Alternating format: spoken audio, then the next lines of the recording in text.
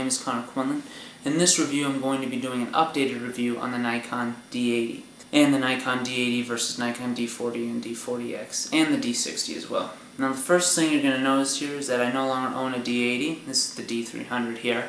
The reason I don't own a d80 anymore is because after I got the d300 I no longer had any use for the d80. I didn't need a second body at all, so I sold it. It was just sitting on my shelf collecting dust, so what's the point of keeping it? Now, I really did love the d80. It was one of my favorite cameras. It was a great camera to have a year and a half ago, and even just 6 months ago. However, if you're thinking about buying the d80 now, you might want to reconsider buying something like the d40, d40x, and d60. Now, the only reasons I'm suggesting this is because the d40, d40x, and d60 pretty much have the same IQ as the d80. Not only that, but they can do some things actually better than the d80 because of the newer technology in them.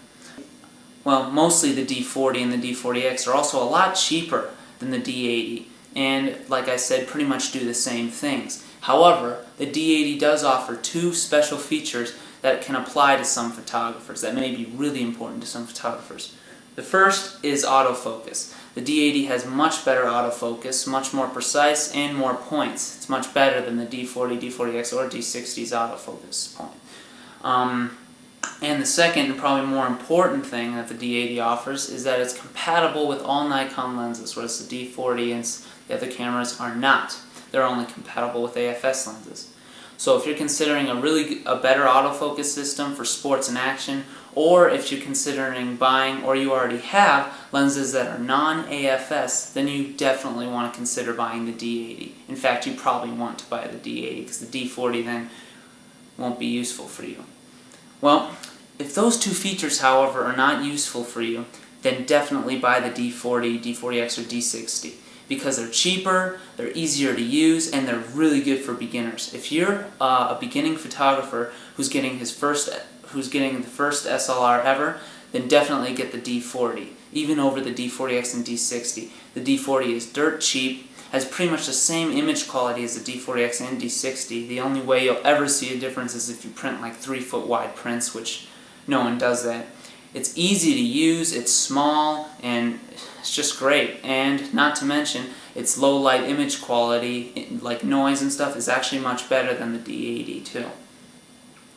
Another reason that you might want to consider not buying the d80 is the technology is getting better, and the d80 is getting pretty old. It's over a year and a half old, or it's almost a year and a half old.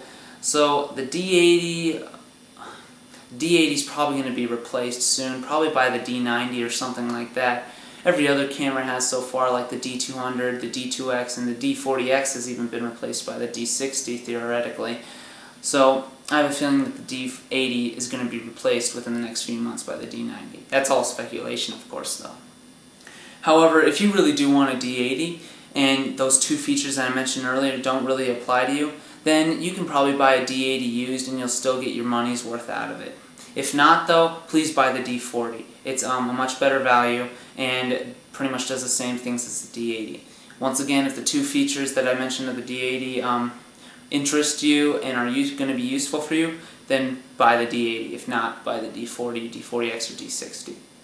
And those are a couple of my opinion changes in the d80. And this has been an updated review on the Nikon d80.